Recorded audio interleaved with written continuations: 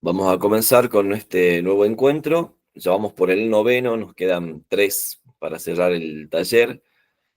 Y bueno, como hacemos siempre, vamos a retomar nuestra conversación sobre la novela de Siri Hustvedt, Un verano sin hombres, novela que, bueno, trabajamos en el encuentro pasado y que de algún modo nos sirvió también para pensar cuestiones que ya venimos desarrollando a lo largo del taller. En este caso, bueno, la construcción de la novela alrededor del personaje de Mía y este proceso que se inicia cuando Boris la deja y se va con una colega más joven y bueno, Mía decide pasar ese periodo luego de haber tenido un problema psiquiátrico y estar internada, ¿no? Un producto también de la difícil forma de reelaborar su situación. Y cómo ella regresa, ¿no? A su pequeña ciudad natal, el reencuentro con su madre. Y veíamos en el encuentro pasado, bueno, cómo la novela va presentando diversas generaciones de mujeres con las que se va relacionando Mía a partir de ese suceso, ¿no? Desde la pequeña niña, hija de su vecina, eh, digamos, lo que significa ser mujer desde niña, por supuesto también pasando por las jóvenes, por las adolescentes más bien, del taller de poesía que dirige Mía y sobre todo en particular relación con Alice, con la chica que es acosada y molestada por el otro grupo de jóvenes. Luego también, bueno, mujeres jóvenes adultas, la hija de Mía, Daisy, la vecina, Lola. Luego, digamos, ya del entorno más próximo, la relación con su hermana, que va a visitarla en esos días a la ciudad natal, y también, por supuesto, con estas mujeres ancianas, su madre, las amigas de su madre, y sobre todo, bueno, de manera especial habíamos hablado, por supuesto, de la figura de Laura, la madre, y de Abigail, esta mujer que hace esos bordados muy particulares y que, bueno, también nos llevaba a otra temática de la novela, que era la escritura y el papel que cumple en la vida de estas mujeres, ¿no? Por supuesto, la escritura literaria, en el caso de Mía, que es además una poeta y que está atravesando por diversos proyectos de escritura, eh, no literaria en este caso, ¿no? Que tendría que ver con esa especie de diario o inventario que quiere llevar de las relaciones sexuales que ha tenido, de los encuentros sexuales previos a su relación con Boris, o también esos poemas que va desarrollando primero en su etapa de internación y luego ya en esta nueva etapa, cuando aparece la posibilidad de trabajar en este taller de poesía con las chicas, la escritura de estas chicas, y de alguna manera también el bordado de Abigail entendido como una propuesta de escritura, ¿no? De representación. Y todo ello, por supuesto, desde la perspectiva de la mujer, ¿no? De una serie de replanteos, de problematizaciones de la condición femenina eh, que se van dando a lo largo de la novela, sin dejar de lado, por supuesto, lo que venimos trabajando semana a semana, encuentro a encuentro, que es esta cuestión de la representación de lo amoroso, lo sentimental, en esta eh, particular que tiene la novela al mostrarnos, bueno, el momento en que Mía está atravesando en ese presente de la narración, y luego ya hacia la parte final de la novela, cuando Boris rompe su relación con la pausa, como le llama eh, la narradora, e intenta de algún modo reconquistarla, decía a Mía, y de hecho es lo que Mía le dice, ¿no? Cuando Boris le plantea su situación y le cuenta que no había prosperado esa nueva relación, y le da a entender que quisiera regresar con Mía. Mía le dice, bueno, ahora me vas a tener que conquistar o algo así, o seducir, ¿no? Y bueno, aparecen también ese intento de Boris por volver a tener un vínculo con Mía.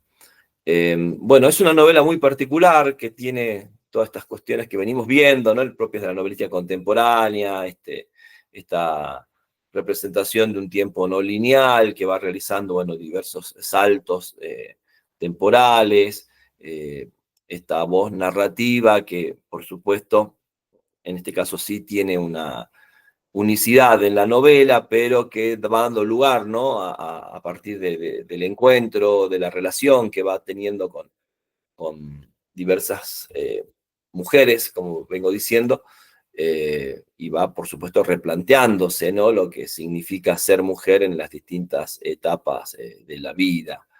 Eh, bueno, es una novela, desde mi punto de vista, ya lo había planteado en el encuentro anterior, muy, muy buena, realmente muy entretenida, con mucho humor también, y con muy importantes reflexiones, ¿no? Que también tienen que ver incluso con la formación académica del personaje, ¿no? Porque también tenemos esa cuestión que le da cierta otra, bueno, dimensión a la figura de Mía, que tiene que ver con, bueno, su formación académica, su conocimiento.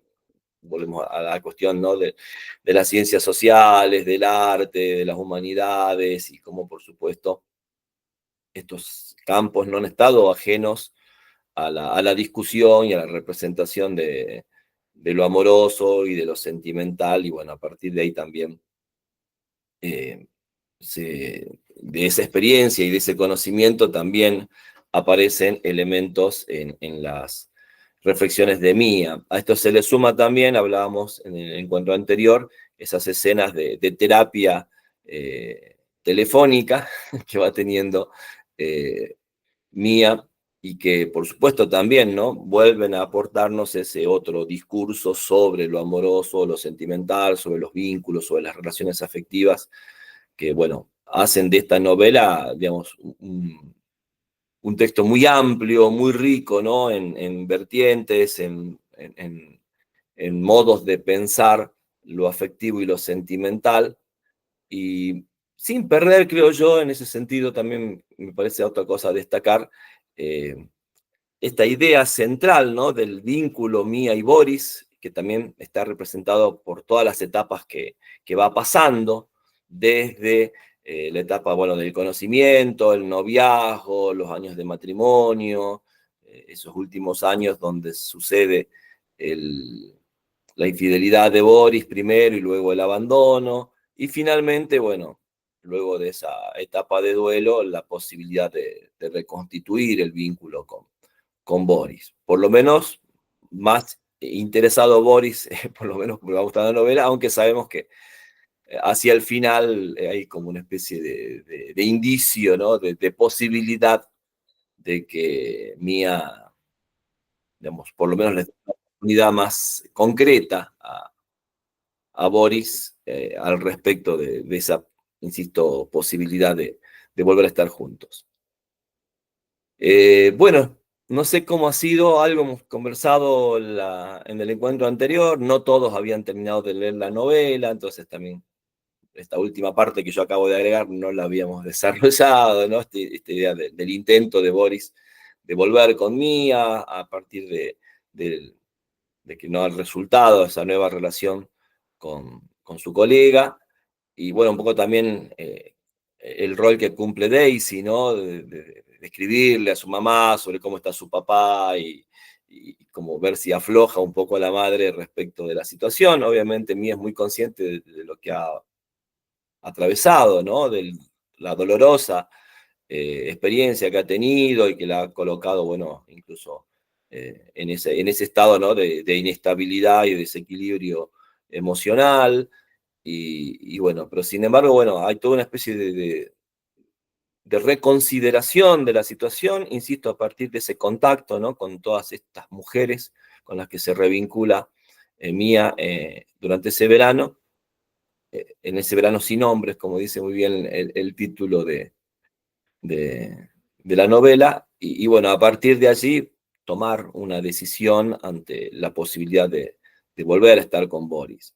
Por último, otra cosa que también me interesaría destacar, ¿no? A pesar de que en ese verano no hay hombres, ¿sí? Prácticamente los personajes masculinos solamente están nombrados, quizás, no sé, el vecino que aparece un poco más, creo yo, en la novela como presencia, ¿no? Como personaje propiamente. Pero sin embargo también vuelve a aparecer esta idea que vimos en Amor, ¿no? De cómo, a pesar de las diferencias generacionales todavía, ¿no? En esas vidas femeninas, tiene una enorme importancia la figura del varón, ¿no? Es decir, como todavía el modo en que se define la subjetividad femenina sigue estando, digamos, estrechamente relacionado con los modos de vinculación con lo masculino, ¿no? En ese sentido, por ejemplo, eso se da muy bien, creo yo, en el momento en que aparecen los problemas entre las chicas que van al taller de, de poesía, todo gira alrededor de problemas con el modo en que se vinculan con los varones, o salteando, ¿no? Las etapas, lo que pasa con estas mujeres ancianas, ¿no? Toda una vida revisada a partir de la presencia de hombres que han muerto hace años en la vida de estas mujeres y sin embargo siguen estando muy presentes, ¿no? Entonces también nos encontramos con ese tipo de cuestiones que también ya hemos conversado a partir de novelas como Amor de Toni Morrison. Bueno, no sé si alguien quiere comenzar contando la experiencia, ya con la novela leída en forma completa.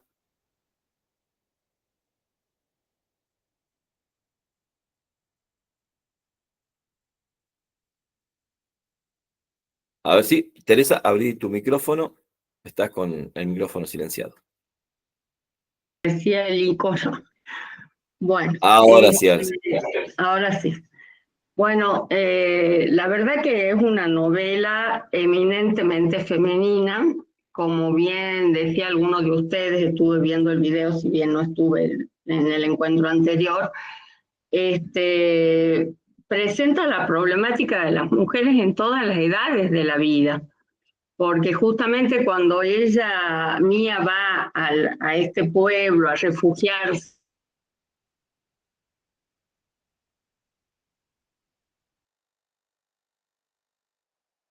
con las jóvenes con las que crea el grupo de lectura, y surgen las problemáticas de todas las edades, ¿no es cierto? Los niñitos vecinos, la situación de pareja de la vecina con el marido, donde se percibe una violencia tremenda, y sin embargo la actitud bastante pasiva de la chica, más allá de irse a refugiar en la casa de Mía, tiene una actitud muy pasiva, ¿no? Y mientras vos hablabas y decías de que, bueno, que las mujeres siempre aparecen definiéndose o siempre relacionadas con el varón, yo creo que eso es algo que va a ser siempre, o sea, siempre estamos definiéndonos, por más que lo neguemos, ¿no es cierto?, a partir de nuestras relaciones. Y con los varones, evidentemente. Y bueno, yo les voy a contar una pequeña experiencia que tuve hace años. Yo hice una capacitación en cuestiones de la mujer, pero les estoy hablando en los años 2000. Hicimos con gente del campo un encuentro en donde, en donde había mujeres campesinas, desde muy jovencitas hasta mayores. Y lo que nos llamaba la atención a las personas que implementamos este grupo, este encuentro, fue que las jóvenes estaban como muy sometidas, ¿no? Como que tenían miedo de hablar, como que... Y las mujeres mayores era como que la vida ya les había dado una vuelta de rosca y como que ellas, porque fíjense que en el campo los varones son muy alcohólicos, como que ellas al final de la vida los tenían sonando a los varones, como que ellas eran las que imponían las pautas y ejercían una especie de matriarcado. Entonces, un poco de una manera o de otra, ¿no es cierto? Siempre hay una definición de la mujer, ¿no? De las conductas femeninas, siempre tiene que ver su situación frente al varón, ¿no? En las relaciones de pareja, en las relaciones familiares, y esto está totalmente reflejado en el libro, aunque los varones no están. Más allá de este chico que es el marido de la vecina, los varones no están, pero sí las situaciones de vida de cada una, ¿no es cierto? Se siente el peso de las relaciones que cada una tuvo y cómo eso marcó sus vidas, ¿no? Por ejemplo, Abigail, que sus cuestiones amorosas y eróticas, ¿no? Ella las evidenciaba en ese arte secreto, escondido, ¿no es cierto? Es muy, muy significativo y nos dice mucho de lo que es la psicología femenina, ¿no? Que siempre hay un lazo. No hay mujeres que digan, bueno, yo estoy libre y no tengo nada que ver con ningún varón y soy independiente. Creo que de alguna manera, siempre todas, aún las que son negadoras, porque ahora con este feminismo ultra muerte al macho y toda esa cosa, yo creo que todo tiene que ver, ¿no es cierto?, con que siempre hay una relación y un vínculo que va a existir siempre, porque es la historia de la humanidad, ¿no? Y bueno, me parece que en esta novela está muy bien presentado todo eso y que como te decía, se ven las etapas de la vida. Y sobre todo, me gustó mucho la parte de la ancianidad, ¿no? Cómo se presentan estas mujeres que en una etapa de la vida, bueno, como la última etapa de la vida, ellas tratan de llenar sus tiempos leyendo a Austin y tratando de volver a las cuestiones amorosas y volver a analizar todos esos temas que tienen que ver también con la vida de cada una, porque ¿por qué eligen esa lectura? ¿No? Justamente porque va a las cuestiones de amor, ¿no? Uno podés estar divorciada, separada, pero siempre se vuelve en un punto a la reflexión sobre lo que hice, sobre lo que no hice, sobre lo que viví, sobre lo que me faltó vivir. Así que bueno, me pareció fantástica la novela, por eso y por otras muchas cosas, ¿no? La escritura, bueno, hay una serie de cuestiones para poner de relieve. Muchas gracias, Teresa. Bueno, hay varias cuestiones en lo que planteas que me parece que es interesante y que lo podemos también pensar en función de lo que vamos a trabajar después, que es la novela de Sally Rooney, con otro enfoque y con el foco puesto en generaciones de jóvenes contemporáneos. Pero me parece que, bueno, creo yo que en línea general estas novelas vienen insistiendo esta cuestión, ¿no? De esa relación varón-mujer, porque en línea general es verdad que bueno, han predominado textos, salvo Brokeback Mountain, textos que han tenido siempre un enfoque en los vínculos heterosexuales. Por ahí a veces aparecen, ¿no? En medio de telón de fondo algunas relaciones homosexuales, pero un poco en la selección lo que más se ha dado es la perspectiva de la heterosexualidad. Pero creo yo, y coincido por lo menos en esta cuestión, digamos, de esta construcción identitaria siempre en función de un otro que de alguna manera nos permite definirnos, diferenciarnos.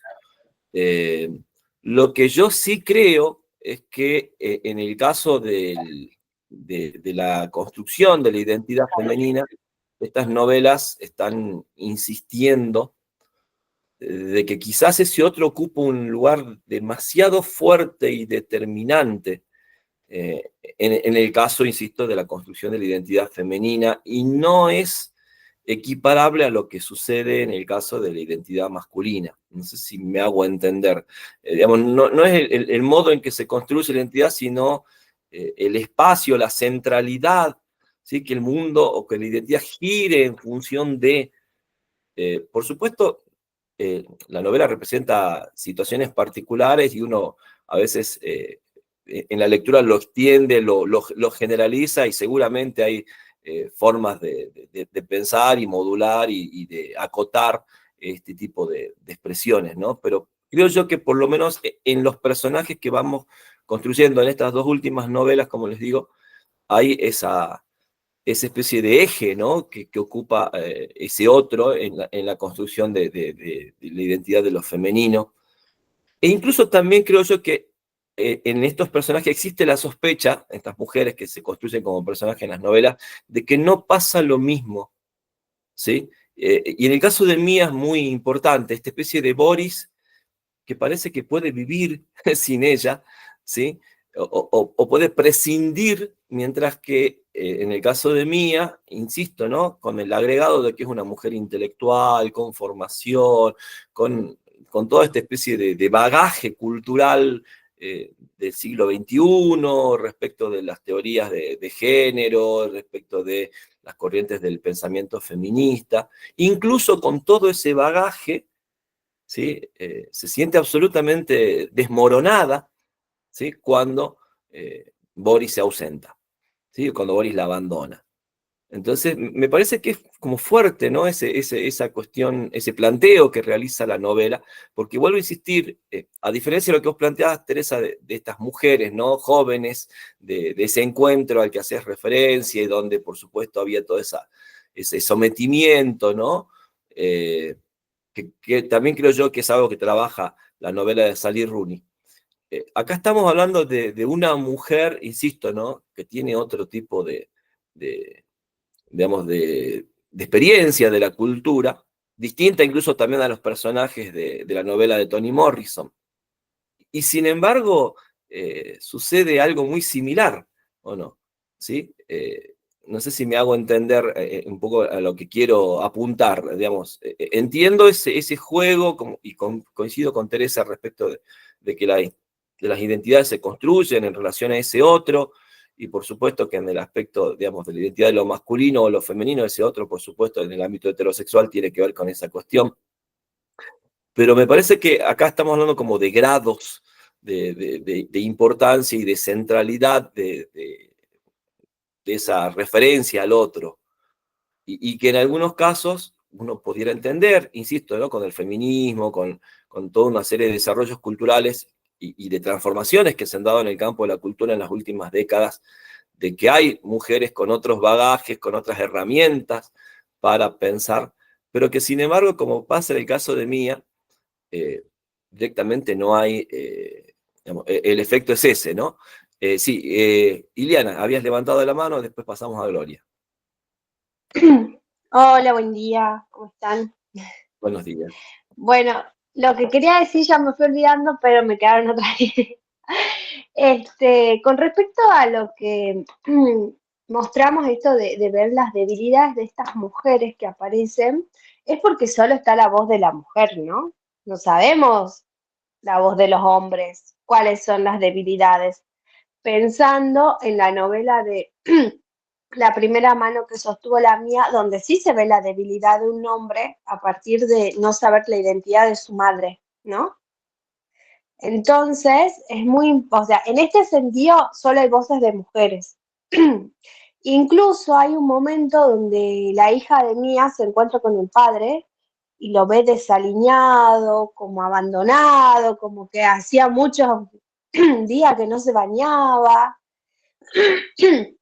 Perdón, entonces ahí también podemos ver que él también está pasando por un duelo, porque lo que pasa es que más allá, creo yo, de esto de que Mia sufre, que después a un punto se replantea que tal vez no era amor, sino es un duelo, una pareja de 30 años que no sabes cómo vivir sin un hombre, porque pasó del padre a el marido. Y por último, otra idea que me había quedado relacionado con la psicología, porque yo siento que esta novela es muy psicológica, al igual que la primera mano que sostuvo la mía, que trabaja con el existencialismo, es que hay dos momentos donde ella dice que su padre como que no hablaba, pero necesitaba como conformarlo a él. porque su mamá siempre estaba. O sea, su mamá siempre le demostraba, desde el enojo o no enojo, siempre estaba, pero él no sabía si lo conformaba, si no lo conformaba, y algo pareció a Boris, porque Boris tampoco hablaba mucho, tenía una personalidad parecida al padre, ¿no? Ahí me parece que es importante analizar desde ese punto. Y después marca dos cosas muy importantes en cuanto a lo que hoy también estamos reconociendo como violencia, los silencios. Ella dice que Boris la castigaba con el silencio y, y eso, y eso también para ella llega a ser violento y el padre hacía lo mismo con la madre. Pero en un momento la madre le dice, bueno, igual me volvería a casar con tu padre, ¿no? O sea, es como que...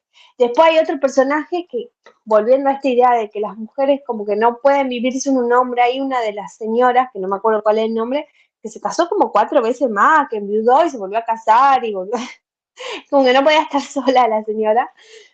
Y bueno, y también es propio de la cultura de Estados Unidos, ¿no? Que se casan todo el tiempo. Es como que no pueden estar solos. Y relacionando con lo que decía Teresa, estas mujeres que se ve a lo largo de todas las edades, siempre está el hombre, ¿no? En relación. Y las niñas también, en la broma que le hacen, es relacionada con un hombre. Y la alegría de la niña depende de un hombre que le contestó un mensaje. Entonces esto es para replantearnos como mujeres si nuestra alegría son los hombres o es cultural o no sé. Eso me quedo pensando. Gracias, Iliana. Bueno, creo que justamente estas novelas tratan de colocar, ¿no?, el acento en ese tipo de problematizaciones.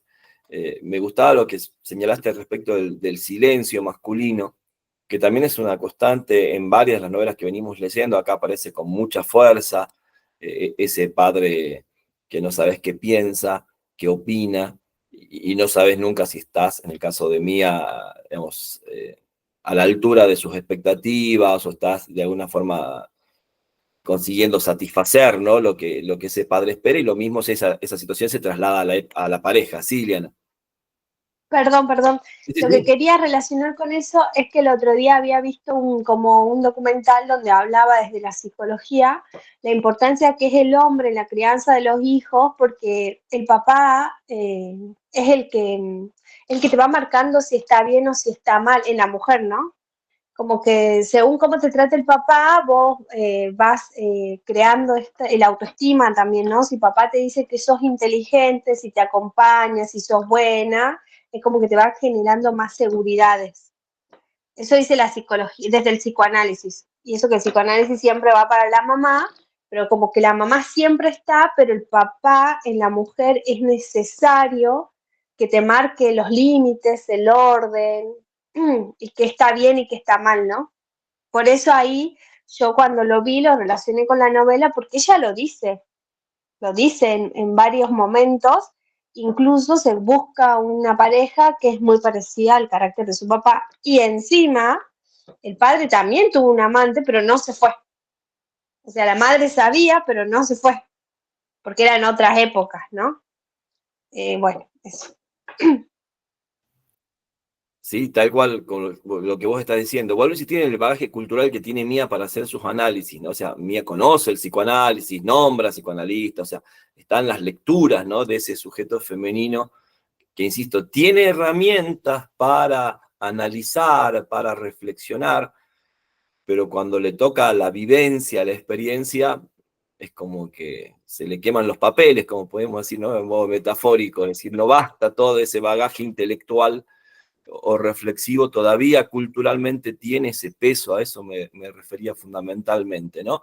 Y bueno, un poco pensando también en la construcción de lo masculino más adelante, bueno, ese silencio masculino generalmente es un silencio de lo íntimo y de lo privado, ¿no? Muchas veces el varón es muy extrovertido, habla todo el tiempo en su vida pública, en aquello que tiene que ver con los vínculos sociales más superficiales, ¿no? Pero aparece ese silencio y esa oquedad cuando se da de puertas adentro o en la intimidad, ¿no?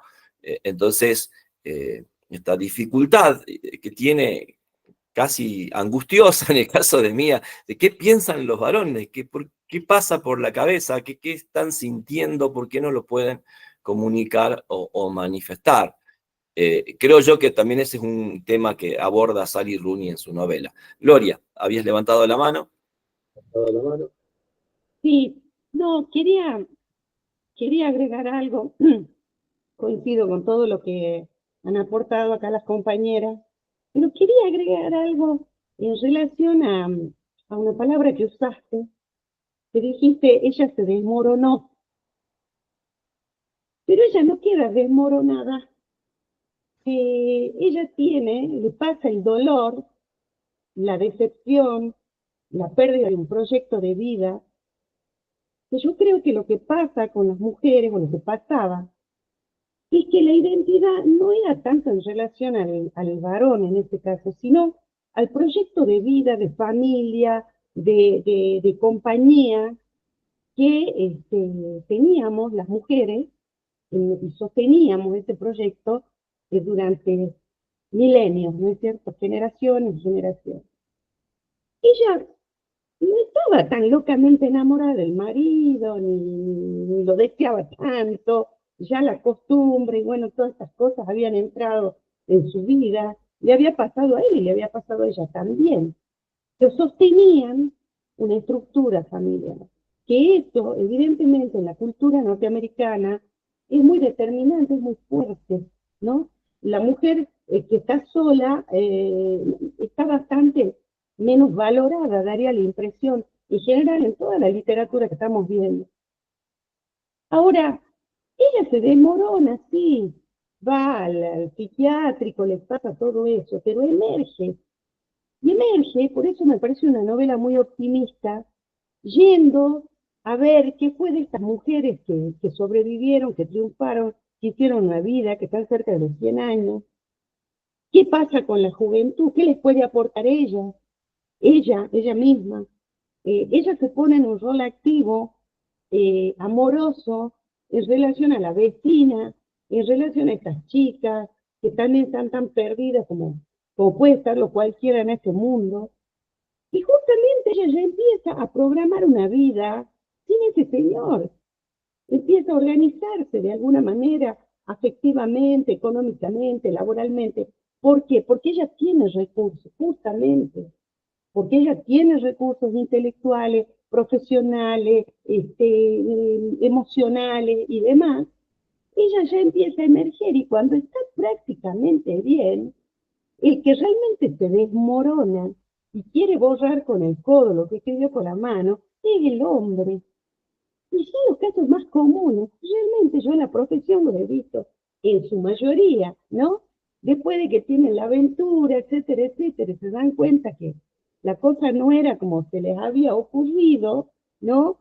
Cuando ya la amante se vuelve una pareja permanente, con exigencias, etcétera, etcétera, y con rutina y todo lo demás, uy, cómo extraño la vida que yo llevaba con mi mujer de 30 y pico de años. Entonces, realmente yo creo que es una novela feminista en el sentido de que ella recurre a las mujeres y sale adelante y aprende y saca toda una experiencia de vida y se proyecta en cosas que va a hacer y que puede dar. Y el hombre que vuelve a lo mismo, es decir, el que necesita la familia, la estructura, el departamento, porque el tipo no tiene ni solucionado el tema de la vivienda, y vuelve a ver cómo la conquista otra vez, es Boris, con toda su sapiencia, sus títulos universitarios y todo lo demás. Así que me pareció muy interesante en ese sentido, pero me pareció algo que yo veo muy sanador en las mujeres, en los círculos de mujeres, y que no es porque sea políticamente correcto, es real, es la forma en que las mujeres nos ayudamos, como estar en este taller literario, como hacer un grupo de gente que va, no sé, a coser, a hacer gimnasia, a tocar un instrumento de música. Se hacen esos vínculos que ayudan tanto, porque ¿qué tenemos las mujeres? Que por eso nos gusta tanto leer novelas. No tenemos problema en hablar de nuestros sentimientos, en escribir nuestros sentimientos, en expresarlos cuando estamos mal, y es muy normal que nuestras compañeras nos pongan el hombro, ¿no es cierto? Y nos saquen adelante. Así que bueno, es creo que un homenaje también esta novela a ese amor empático de las mujeres que en ese momento, en esta etapa de la civilización, es tan importante, es tan fuerte y tan que nos ayuda a todas a vivir y a ser mejores. Así que bueno, eso quería decir. Y Boris, no sé, espero que la haya conquistado, no lo sé. Ella se queda pensando y dice, ¿tendré ganas de volver con ese tipo? Si tengo toda una historia, bueno, sí, tengo una historia, pero ya hay una serie de cosas que van a cambiar, porque yo he cambiado, ¿no? Así que bueno, eso me pareció muy lindo. Y bueno, gracias por escuchar. Ahí tengo esta perra loca que ladra. Gracias, Gloria. Sí, creo que me parece, coincido también con, sobre todo con la última apreciación que hiciste respecto de ese vínculo solidario, de compartir entre mujeres, de revincularse. Además que en el caso de Mía, vuelvo a insistir, ¿no? Con mujeres de distintas edades, ¿no? Esa capacidad de jugar con la niña, de ser un poco la madre también de su vecina, de volver a sentirse la hija de su madre, ver y admirar a las amigas de la madre, esas mujeres ya de 90, casi 100 años. Un poco toda esa cuestión es muy, usaste la palabra muy linda, muy optimista, no sé, es como, porque por ahí también es verdad, muchas veces todo ese tipo de críticas o revisiones caen en una especie de novela bastante negativa, ¿no? Donde todo es negatividad, todo es puesto en tela de juicio y pareciera que no hay nada de dónde asirnos para tener una especie de atisbo de esperanza, por lo menos, ¿no? Y acá creo que se da en esa cuestión. E incluso el hecho de terminar dejando abierta, ¿no? La posibilidad de que lo reciba o no de vuelta a Boris también le da ese toque, ¿no? De, bueno, de quizás haya una especie de posible revinculación, así como ella se ha podido revincular con estas mujeres en ese verano sin hombres, quizás también se da la posibilidad de revincularse con Boris. ¿Sí, Liana?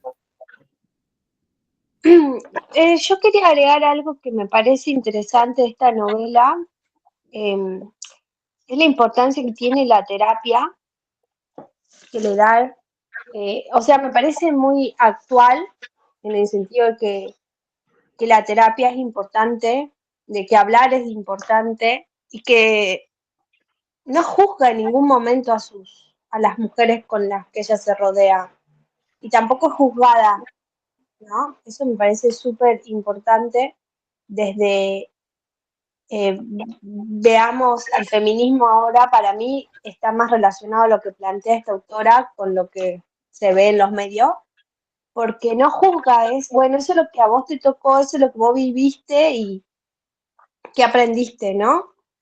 Y está esta idea de que a un montón de mujeres, o sea, yo pienso en conocidas, familiares, amigas de mi edad, que las dejaron por otras, pero acá en ningún momento habla de que es una maldita la que le sacó el marido o cosas así, ¿no? Sino que el problema es el hombre y que, y que está bueno esto de, bueno, sí, estoy muy mal, a punto de que me tengan que internar, o sea, y aceptar ese dolor, ese duelo, para mí es un duelo, ¿no? Cuando uno se separa es un duelo que hace porque uno ya no tiene esa vida en común con el otro y vuelve a rehacerse en muchas cosas. Y es importante esto de sanar y que se hable de que las mujeres atravesamos ese dolor, las mujeres y los hombres, pero en el sentido de que no sea juzgada, ¿no? Como que, bueno, ya va a pasar, ay, ¿cuánto tiempo vas a estar mal? Pero ya sos grande, ¿cómo te vas a poner mal? O sea, tenés plata, o sea, en ningún momento está eso. Y eso está bueno para reeducarnos como sociedad también de cuando hablamos con alguien que nos está atravesando esto y entender que es un dolor, que va a pasar, sí, pero también tenés que hacer cosas que ayuden a que pase eso, como ella, terapia, internarse, cambiar de lugar, dudar, ¿no? De contesto o no contesto el mensaje, alejarse de la gente que le hace daño. Y bueno, eso quería agregar, que me parece precioso que existan textos que hablen de este sufrimiento que es, no sé si el amor, la costumbre, la traición, porque él no es, él para mí es como que la traiciona, porque él no es, él le dice una pausa, pero nunca le dice qué está pasando realmente.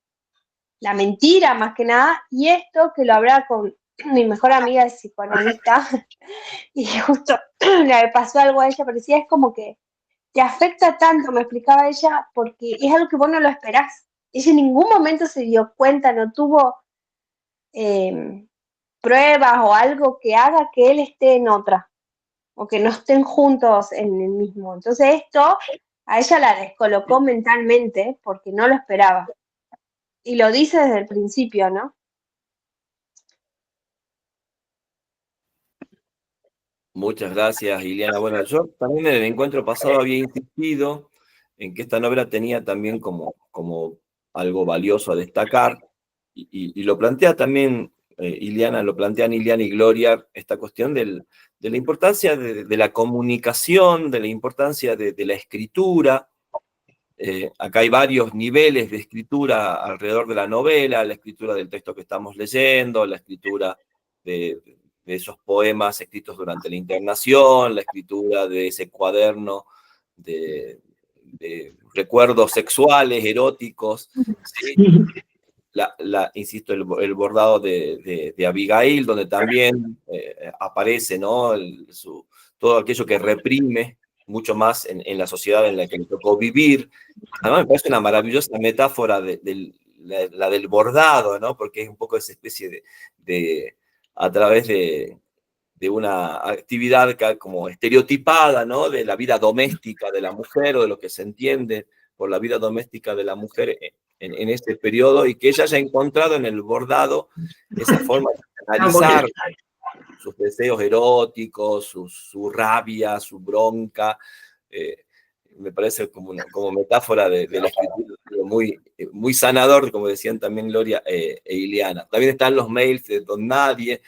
Me parece, bueno, incluso cómo transforma, ¿no? A Don Nadie de alguien que la acosa, le hace como una especie de bullying informático, y después como una especie de, bueno, de otro confidente, con quien puede dialogar. Y Don Nadie también va como entrando en clima con ella, también de confidencias, ¿no? Eso me parece también muy interesante. Y después esa oquedad de Boris, hasta en los correos, ¿no? Esa línea donde no puede decir nada, es desesperante, ¿no? Ese tipo de representación de la masculinidad, y esa enorme dificultad que tiene el varón para expresarse, ¿no? Bueno, ¿se acuerdan que hemos leído un poco lo que dice Gloria también acerca del bordado, esa novela gráfica de Marianne Satrapi, Bordados, precisamente, de estas mujeres, ¿no? Que en el momento que se ponían a bordar empezaban a contar y a comunicarse entre ellas de distintas generaciones, y casi todas iban desde las historias, bueno, amorosas o sexuales de otras, hasta que finalmente aparecía el testimonio, ¿no? La propia vivencia, y compartían eso. Bueno, también creo yo también es interesante como metáfora. Lo que yo quería volver a retomar también era esta idea de pensar lo amoroso en términos de experiencias que están atravesadas por la temporalidad. Es decir, yo vuelvo a insistir en esta idea, ¿no? La idealización de lo amoroso lo destemporaliza, lo vuelve algo ahistórico, y por lo tanto nos hace pensar o creer que el amor es algo que no puede cambiar, que no se puede transformar, que no está sometido al paso del tiempo, ¿no? Y precisamente esa concepción de lo amoroso nos dificulta mucho valorar nuestra propia experiencia de lo amoroso, o entender nuestra experiencia en términos amorosos, ¿sí? Es decir, llega un momento en que como las cosas van cambiando, como cambia todo, ¿sí? Como cambia nuestro cuerpo, cambia el entorno en el que vivimos, social, cultural, económico. Por lo tanto, nos resulta difícil, ¿no? Pensar eso que va cambiando, eso que se va modificando, en términos de que también podría ser pensado en términos de lo amoroso, o del vínculo amoroso, ¿no? Entonces, bueno, creo que también precisamente las literaturas y las líneas de pensamiento contemporáneo, ¿no? Que vuelven a insistir con la historicidad, que vuelven a insistir con la idea de localización, pero de cualquier objeto de reflexión, de pensamiento, de indagación, bueno, el amor tiene que volver a colocarse también en ese plano, ¿no? Donde hay coordenadas espaciales, temporales, que lo van definiendo en un momento, en el momento en que uno se inicia tal vez en la vida amorosa, pero por supuesto todo eso también se va a ir transformando como se transforman todos los otros elementos de la vida del ser humano a lo largo de una historia de vida, ¿no? De 10, 15, 20, 30 años, como sucede acá, ¿no? Pero pensemos también cómo el peso que tiene nuestra cultura, el peso que tienen estas concepciones amorosas, que nos dificultan muchísimo pensar que así como cambian tantas cosas a nuestro alrededor, también el vínculo amoroso se vea transformado y necesitemos, digamos, repensarlo en nuevos términos, ¿no? Que bueno, no somos la misma persona o la misma pareja de hace 10, 20 o 30 o 50 años atrás, ¿no? Y ahí tenemos muchas dificultades los seres humanos para poder revisar eso, ¿no? Un poco, insisto, el peso ese que tiene esa concepción cultural idealista, ¿no? Donde, por supuesto, el amor se presenta como algo inmutable, como un sentimiento, sobre todo como un sentimiento o una pasión excelsa, sublime, que debe permanecer idéntica a sí misma a lo largo de toda la vida. Y nos pone una expectativa prácticamente inhumana, ¿sí? Es decir, ¿qué experiencia humana puede experimentar eso inmutable? Pensemos que cuando el realismo, cuando los naturalistas, los realistas empiezan a criticar a los románticos, pienso en Balzac. Balzac le llama comedia humana a su obra precisamente porque entendía que lo que tenía que hacer el arte en general y la literatura en particular era prestar atención a la experiencia de lo humano y que el romanticismo nos estaba deshumanizando en ese sentido. ¿No? El sentido balzaciano era ese, que precisamente, y recuerden que Balzac comienza escribiendo dentro de la... Está formado por la estética romántica, es uno de los del círculo de Víctor Hugo y de esos jóvenes, ¿no? Románticos. Y sus primeras obras van por ese lado, pero cuando Balzac se desprende del romanticismo, lo que empieza a criticar en textos como Sarracín, por ejemplo, es un poco esa expectativa inhumana que coloca el romanticismo respecto de muchas cosas, entre esas el arte, ¿sí? También porque el arte como algo excelso, perfecto, imposible. Hay un maravilloso cuento de Balzac que se llama La obra maestra desconocida, donde también es un pintor obsesionado con la perfección y con el ideal, y que producto de eso no pinta nada, ¿sí?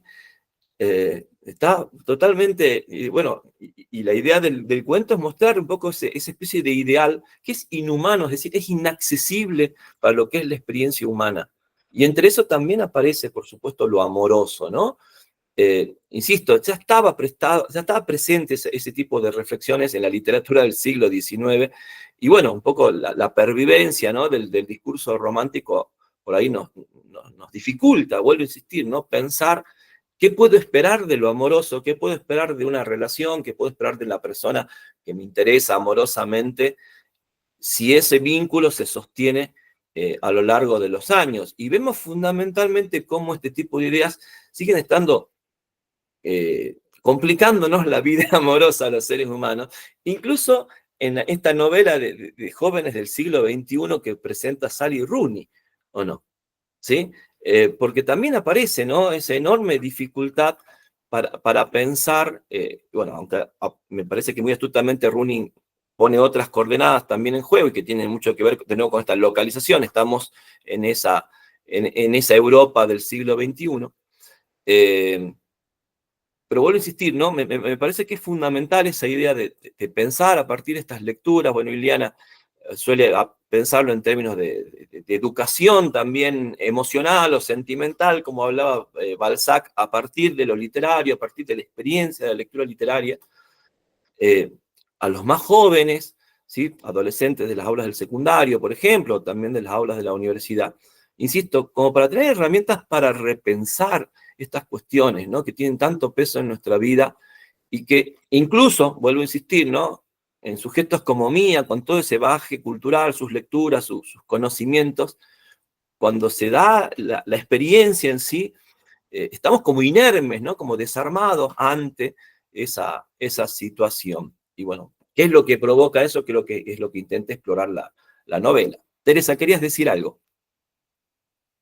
Sí, bueno, tantas cosas me vienen a la cabeza, pero una de las cosas que yo quería remarcar es el tema de que cuando la ruptura se produce, cuando hay un vínculo construido, porque no es solamente el sentimiento amoroso, lo sexual, lo emocional, sino que tiene que ver con la construcción de una vida, las costumbres, la casa, los gustos compartidos, la cultura compartida, la ciencia compartida, como en este caso, que los dos eran intelectuales.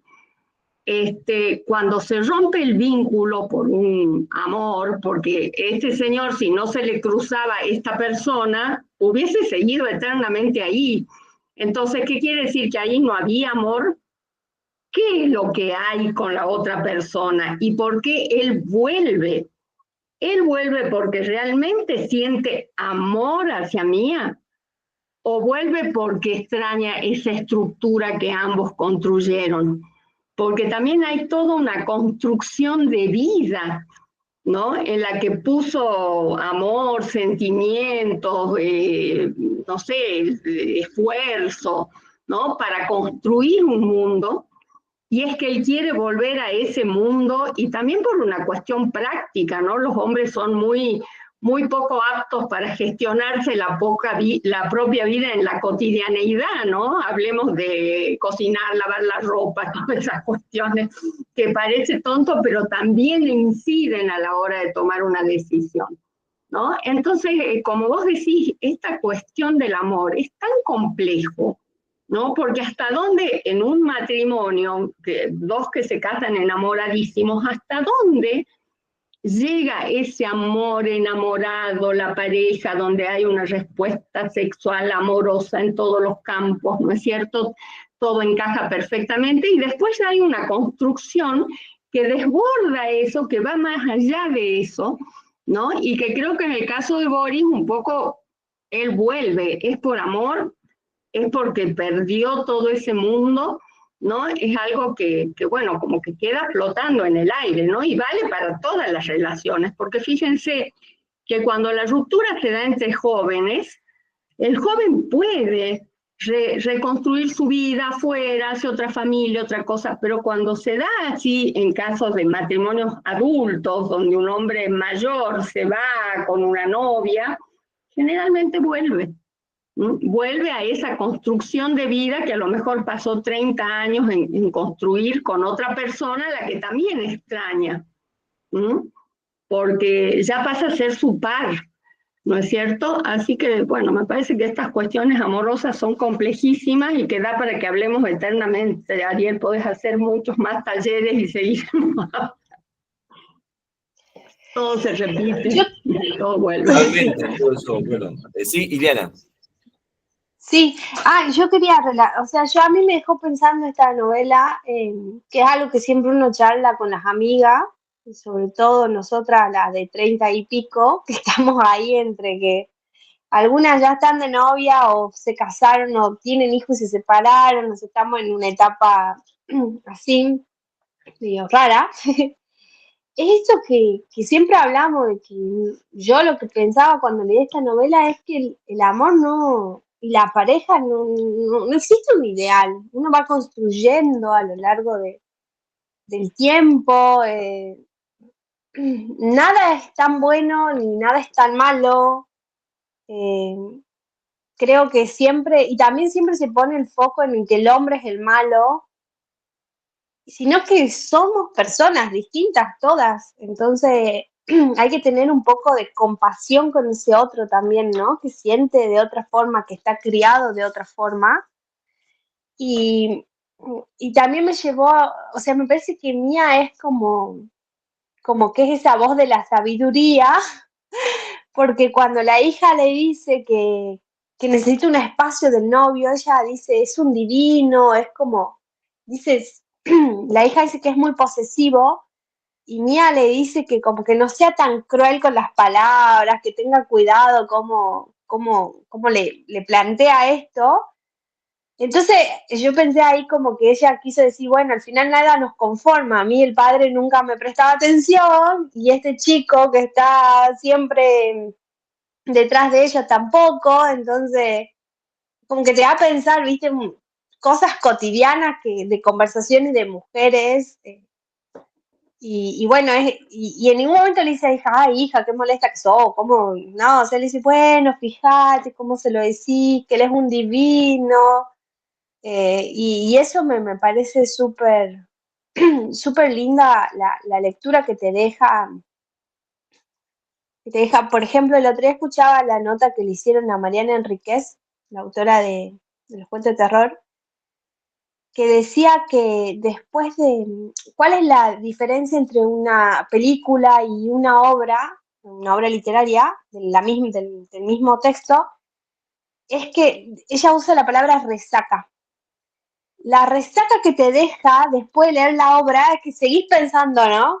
Y seguís haciendo posibles lecturas. Y más cuando lo hablamos entre nosotros, ¿no? Pero en la obra, por más que haya una buena adaptación, no te deja eso. Como que bueno, sí, ya la vi a la película o la serie, todo bien, pero no te acordás más. O sea, y eso me pasó, ¿no? Cuando vi en Netflix Pedro Páramo, que fue uno de los primeros textos que leí en la universidad que no le entendía nada, lo tuve que leer una y otra vez, y que me acordaba. O sea, había pasado casi 20 años de haberlo leído, y me acordaba. Y eso no te pasa mucho con las películas. Y bueno, y me pareció bueno ese concepto que deja Mariana Enríquez de la resaca, que las resacas son totalmente distintas entre una cosa y la otra, a pesar de que sea el mismo texto.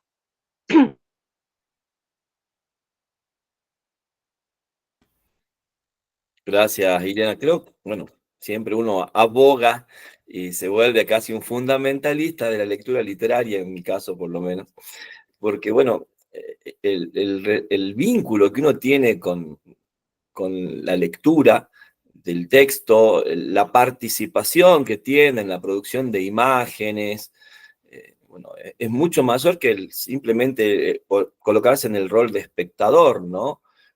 Sobre todo porque muchas veces, también hay que decirlo, hay un cine que sí te coloca y te problematiza la percepción visual, no sé qué es lo que estoy viendo, entonces necesito involucrarme para poder darle un sentido, pero sabemos que, bueno, que el producto cinematográfico mainstream, el de mayor consumo masivo, digamos, es fácilmente digerible, entonces por ahí tengo la experiencia, ¿no? Hora y media, 2 horas, y ya está. Bueno, siempre se lo compara con la comida rápida, ¿no? Que por ahí es lindo, te quitas el gusto, querías comerte una hamburguesa, una pizza, está ahí, es fácil, vas, la pediste, llega a tu casa y te lo comes y ya está. Y mientras duró, estuvo bueno, pero no hay mucho más que eso, ¿sí? En cambio, bueno, la literatura tiene otros condimentos, ¿no? Creo yo, en la experiencia. Y vuelvo a insistir, te interroga de una manera y te involucra o te pide que te involucres de una manera en la que me parece, quizás también por cuestiones de cultura, vuelvo a insistir, o de hábitos de consumo cultural, por ahí el tipo de cine que consumimos más habitualmente no nos provoca ese tipo de, de trabajo, ¿no? Con el texto y de participación con la construcción del sentido. Y bueno, también quiero resaltar lo que señala Liliana, lo importante que es tener a veces cuando uno le gusta algo que ha leído, la posibilidad de compartirlo, la posibilidad de, de tener un espacio, ¿no? Donde hablar de estos textos, y eso también, creo yo, a nuestra memoria le hace muy bien, ¿no? Porque una cosa que yo he ido notando a medida que he ido haciendo estos talleres, ya llevamos 4 años haciendo talleres con algunos de ustedes, compartiendo, no sé, el caso de Teresa, con la misma Ileana que también, que se sumó al primer taller, me acuerdo. Y los textos que he trabajado en los talleres, así que me pasa, por supuesto, cuando uno trabaja los textos en el aula de la universidad o de las distintas aulas que uno transita, se arraigan en la memoria.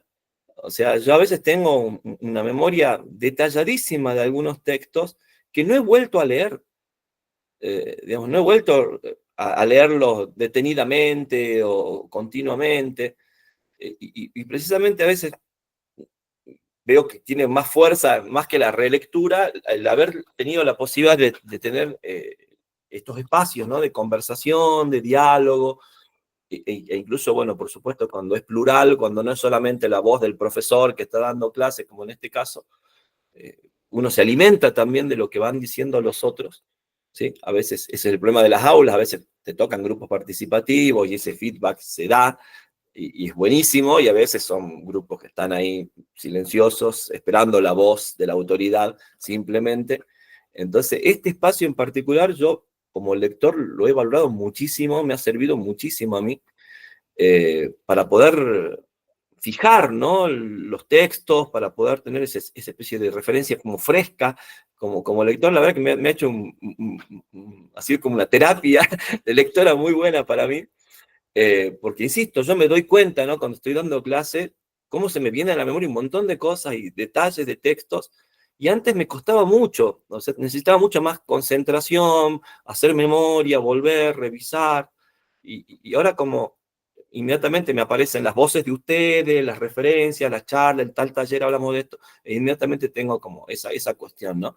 Y me imagino que, bueno, a ustedes como lectores, independientemente de si hacen o no docencia, por ahí también nos pasa eso, se va arraigando, tiene una presencia el texto, producto, por supuesto, de nuestra experiencia lectora, pero también de esta posibilidad de compartir, ¿no? Las lecturas. No sé si alguien quisiera agregar algo más con respecto a Hazbeth, si no pasamos ya a Sally Rooney. Bueno, vamos a hablar de Rooney, que es una escritora irlandesa contemporánea, muy joven, nació en el año 91, 1991, y tiene ya una producción novelesca interesante, ya va publicando 4 novelas. Gente Común es la segunda novela y la más renombrada, la que recibió mucha atención. Bueno, como suele pasar muchas veces, la difusión, la masificación siempre despierta curiosidad por un lado, pero también críticas o expectativas, ¿no? Que después se convierten en criterios para realizar la valoración de esas producciones. Ustedes piensen que Gente Común es una novela del año 2018, y a mí me pasó cuando estaba pensando el taller, que obviamente se me venían muchas novelas del siglo XX o incluso del siglo XXI, pero que siempre abordaban cuestiones de parejas, digamos, no juveniles. O era lo juvenil, pero lo juvenil de los 60, los 70, los 90, y no era lo juvenil contemporáneo. De hecho, no sé, yo pensaba que lo más joven que había leído en términos de novela sentimental, o sea, joven en el sentido de la edad que tiene la pareja, era, por ejemplo, el diario de Bridget Jones, que a ver, la novela me parece buenísima, es muy, muy divertida y muy interesante, además como una reescritura de Austen, de esas que quedan en la memoria, pero que era una novela noventosa, digamos, de jóvenes que casi treintañeros, 90, gente que hoy tiene 60 años. ¿Sí? Entonces era como que no era eso lo que estaba buscando, y bueno, un poco a Sally Rooney llegó tratando de encontrar un texto de ese tipo, y que además no fuese una novela de lo que podríamos llamar literatura juvenil, no sé si me entienden, esa literatura que cuenta, no sé, historia edulcorada, amorosa, más o menos oscura, más o menos luminosa, sobre jóvenes en los últimos años de la secundaria o primeros años de la universidad. Y la verdad que me costó mucho encontrar un texto, uno iba leyendo poco hasta que llegué a esta novela, y ya el primer y segundo capítulo me había enganchado muchísimo, ¿sí? Obviamente está la cuestión medio estereotípica, ¿no? Muchacha rica, joven, clase obrera, ¿sí? Pero me gustaba la vuelta de tuerca que le daba, insisto, esto de leo 2 capítulos y veo si me gusta o me interesa y sigo. Y la verdad que fue una novela que no, como que también la leí de un tirón, y me gustaba mucho la forma en que estaba narrada, este trabajo de este narrador claramente omnisciente que se mete en la subjetividad, que da vueltas, unas subjetividades muy complejas para para mi forma de pensar, como que no los termino de entender todavía, a Marianne y a Connell. Y por otro lado, me parecía muy interesante porque, a pesar de la juventud de la escritora, tenía esa capacidad de también ponerse, por ejemplo, en la figura de la madre, ¿sí? Una madre joven también, una madre de menos de 40 años, una madre que fue madre adolescente, y que también veía, ¿no? Esas particularidades de los vínculos sentimentales tan complejos que desarrolla la novela. Por supuesto, también en la línea de esta temática de novela sentimental, finales del siglo XX, principios del XXI, por supuesto hay claramente unas coordenadas espaciotemporales que determinan esa forma de vinculación, ¿no? Es decir, esta pequeña ciudad, casi un pueblo del interior de Irlanda, más o menos cercana a su capital, a Dublín.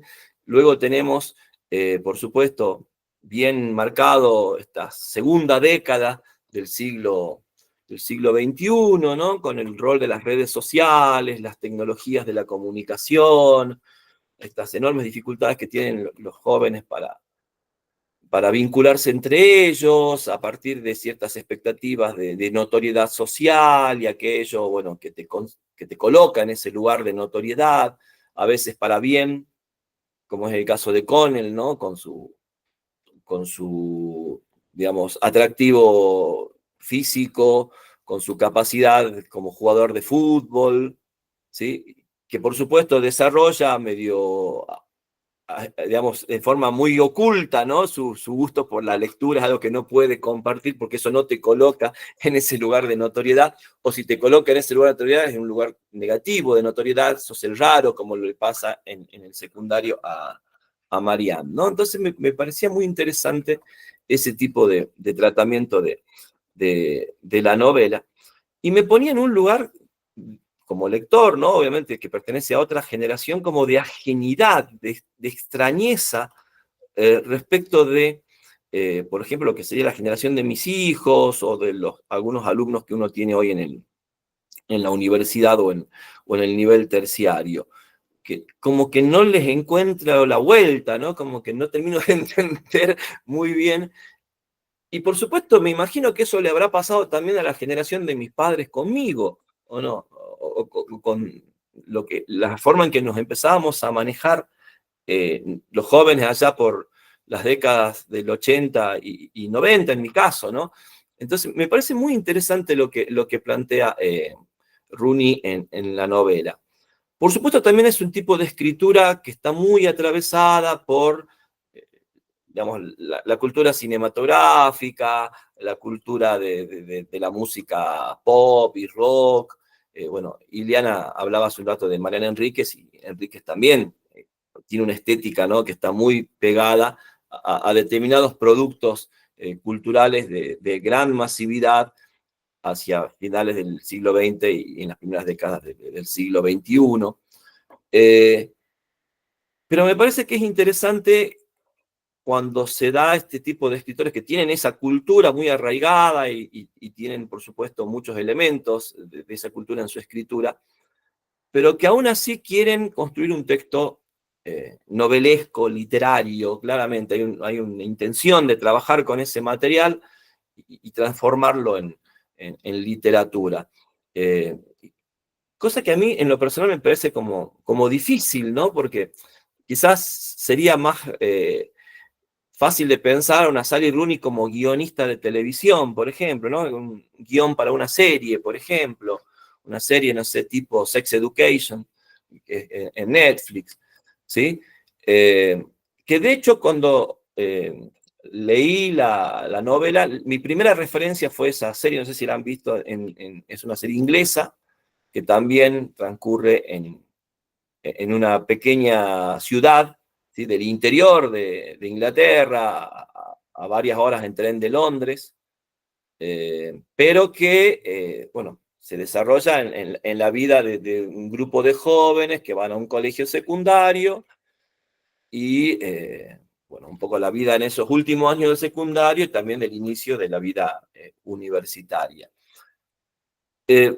pero tenía esa referencia, como les digo, pero bueno, Sex Education tiene mucho de un humor grotesco incluso, muy crítico, por supuesto, de las costumbres sociales de los ingleses. Bueno, también aparece la idea de la hipersexualización de los adolescentes. Es muy interesante en ese sentido el planteamiento de la serie.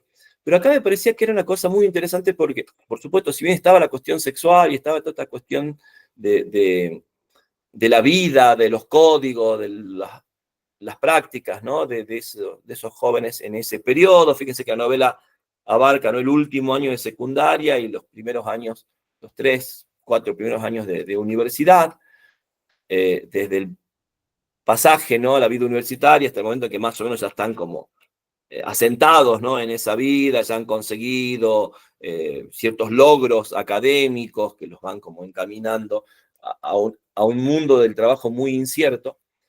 Pero vuelvo a insistir, me gustaba de la novela, o me gusta mucho de esta novela, la complejización de la trama, la complejización de la situación en la que están los estudiantes, estos dos protagonistas sobre todo, donde por supuesto el punto de partida es lo amoroso, lo sentimental y el vínculo que tienen entre ellos, pero a la vez hay como un fresco muy amplio de muchísimas cuestiones, de muchísimos problemas que tiene ese tipo de sujetos hoy, y me imagino que no solo en la Irlanda de la segunda década del siglo XXI, sino en muchas partes, ¿no? Las cuestiones como la depresión, la violencia doméstica, el bullying, digamos, los consumos problemáticos, bueno, un montón, ¿no? El uso de las redes sociales y de la tecnología, digamos, digital en la actualidad,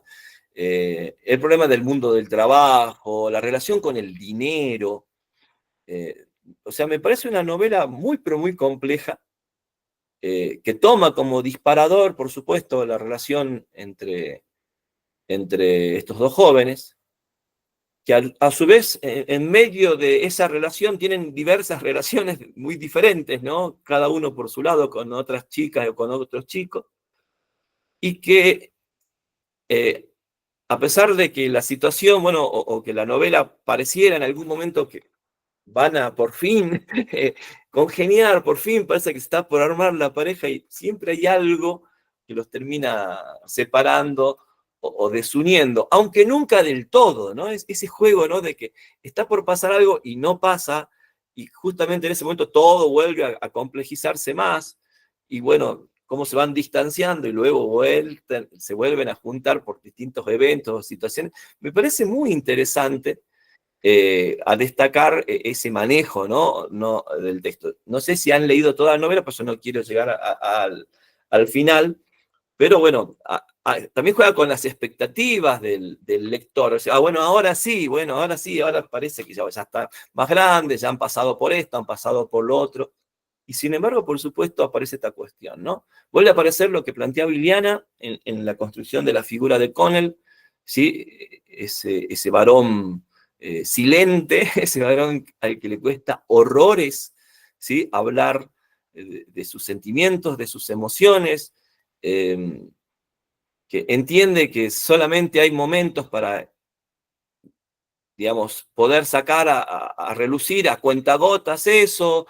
Por ejemplo, cuando, no sé, festejan un gol en el fútbol, ¿sí?, que pueden despegar, ¿no?, digamos, sacar a flote su emocionalidad, las borracheras, ¿sí?, donde por ahí se activa un poco, ¿no?, la posibilidad de decir cosas, de las que después, por supuesto, se terminan arrepintiendo, y esas breves charlas poscoitales, ¿sí?, que se dan sobre todo si la pareja sexual habilita ese tipo de intercambio o de comunicación, que es lo que, creo yo, más une a Connell y a Marianne, ¿no? Y bueno, me parece muy interesante el personaje de Connell, porque es un personaje tremendamente complejo, y me parece mucho más interesante cómo lo construye una escritora mujer, ¿sí? Por el hecho bueno, ese tipo de jóvenes a los que te cuesta sacarles la ficha, ¿sí? Que es un enigma para todo el mundo, ¿o no? Para sus parejas, para su madre, para su psicóloga, cuando va a terapia, y que de algún modo también me gusta el personaje de Connell, porque es un sujeto, bueno, es un buen tipo, como decía Eliana hace un rato, a veces también hay varones, no está representado negativamente, ¿sí? Eh, Obviamente no sabe muy bien lo que quiere, pero en el mundo en el que se mueve nadie sabe muy bien lo que quiere, ¿sí? O sea, no es un problema del sujeto, sino es un problema del modo en que viven esos sujetos en general. Es un sujeto que trata de diferenciarse, de no masificarse en su conducta, pero entiende sobre todo los códigos masculinos como códigos de masificación, y creo que en ese sentido es hábil, ¿sí? Se evita problemas, cosa que en ese sentido también se diferencia de Marianne, que no es tan hábil socialmente, sobre todo en el secundario, después se vuelve mucho más hábil en, en la universidad. Y también me parece que, por supuesto, bueno, sin entrar en construirlo como una figura intelectual, evidentemente muchas de las cosas que le permiten razonar o pensar o evaluar la vivencia están dadas por su afición a la lectura, ¿no? Y de hecho su deseo de convertirse en escritor y de estar cursando una carrera ligada a la literatura. También me parece muy interesante en la novela toda esta cuestión de, bueno, de la absoluta incapacidad que tienen estos jóvenes para poder establecer comunicaciones estables, duraderas, ¿sí? Están totalmente atravesados por lo efímero, por lo pasajero, ¿no? Hemos hablado de estas cuestiones, ¿se acuerdan? Leyendo otros textos, me acuerdo cuando hablábamos de los cuentos de Lydia Davis, por ejemplo, de Lori Moore, que critican mucho esa especie de carpe diem postmoderno, ¿no? Donde, por supuesto, en ese afán de, ¿no? Parece que nadie tiene pasado y por supuesto tampoco futuro, todo se vuelve efímero, todo se vuelve medio como en el aire, como en una nebulosa, ¿no? Donde no hay ningún contorno definido. Y eso va generando sujetos totalmente desarticulados, fragmentarios, desarraigados, insisto, no tienen posibilidad de posicionarse, y cuando un poco la vida adulta los va llevando a tomar posición, nunca se sienten cómodos en eso, ¿sí? Siempre se sienten con un desasosiego, la ansiedad de la que tanto se habla, ¿no? En el mundo contemporáneo, con los ataques de pánico y todo ese tipo de cuestiones que también van apareciendo en esta novela. Pero a diferencia de las novelas que leímos con anterioridad, donde estos jóvenes eran jóvenes en otra época, pienso, no sé, La trama nupcial de Eugénides es una novela más o menos contemporánea, del 2012, 2013, pero habla de ese tipo de relaciones en los 70, 80, ¿sí? O lo que hace Julian Barnes, que es un escritor, bueno, de 70 años, que está hablando de esa juventud de finales de los 50, principios de los 60, y que llega a una vida adulta, por supuesto, en el siglo XXI. Entonces, es como muy distinto a lo que veníamos trabajando, no sé, me intriga mucho cómo ha sido la lectura del texto, ¿sí? Porque incluso, bueno, después a veces buscando reseñas críticas, veía que eran como muy polarizadas, ¿no? Gente que se sintió muy decepcionada por la novela, como le pareció algo muy, no sé, liviano, cosa que a mí no coincido para nada, o gente que, me pasó a mí, se enganchó mucho con esa escritura, con ese trabajo, con el formato novelesco, más una novela, Ileana hacía referencia a Pedro Páramo, y acá también esa cosa, por un lado ese engaño, ¿no? De la referencia temporal en cada capítulo, pero de repente los capítulos retoman hechos muy anteriores o muy posteriores, y uno tiene que andar buscando, bueno, en qué café estamos, en qué etapa, qué ha pasado con este personaje que ha desaparecido. En ningún momento me han contado que se peleó, no sé, Helen con Connell, pero de repente ya no están de novios, y por supuesto más adelante, retrospectivamente, va a aparecer el episodio, en ese sentido también muy desarticulada, pero también, como el maestro Rulfo, ¿sí? A su debido tiempo uno se entera de todo lo que se tiene que enterar, ¿no? Es decir, no te retasea la información el narrador, sino que te la va dando de manera desordenada. Y también me parece muy inteligente el modo, ese desorden tiene que ver un poco con el modo en que viven estos sujetos, ¿no? Pensemos también en esa Europa, o en esas universidades europeas como el Trinity College, con esa tradición, ¿no? Con esos resabios de ese orden que ya no existe en la vida de estos jóvenes. ¿Sí? Cuando ellos van al comedor, por ejemplo, lo mal que se siente con él por el hecho de que los sirvan sus propios compañeros, ¿sí? Vestidos, ¿no es cierto?, de manera muy formal, y él no puede entender, nunca se halla en ese aspecto, o cuando van a comer para celebrar que les han dado las becas y tienen que ponerse un traje elegante, un frac, y hablar en latín, ese tipo de cosas, y es como un mundo totalmente desarticulado, ¿no? Y con él, por supuesto, como un sujeto que tiene muchas dificultades de adaptación. Lo interesante es que esas dificultades de adaptación solamente las percibe él, ¿sí? Porque el para afuera con él es un chico ejemplar, ¿no? No sé, insisto, un chico lindo, buen tipo, se da con todos, pero él no se siente en absoluto ninguna de esas cosas, ¿sí? Y ahí aparece, bueno, la capacidad de la novela de generar esa dualidad o esa ambigüedad respecto del afuera de estos jóvenes y su interioridad, ¿no? Y algo similar se da con Mariam, ¿sí? En la construcción de la figura de Mariam, que de algún modo también me parece que sirve como de contrapunto a la construcción de la figura de Connell, ¿no? Y vuelvo a insistir, esta representación de lo amoroso, de lo sentimental, donde, bueno, lo que se van dando es una serie de encuentros y desencuentros, de expectativas y desilusiones. En los momentos de desilusión, otro tipo de experiencias de pareja, ¿sí? Ninguna de ellas satisfactoria, o por lo menos ninguna de ellas en relación a la experiencia que tienen cuando están juntos y están bien, o cuando se encuentran, Marianne y Connell.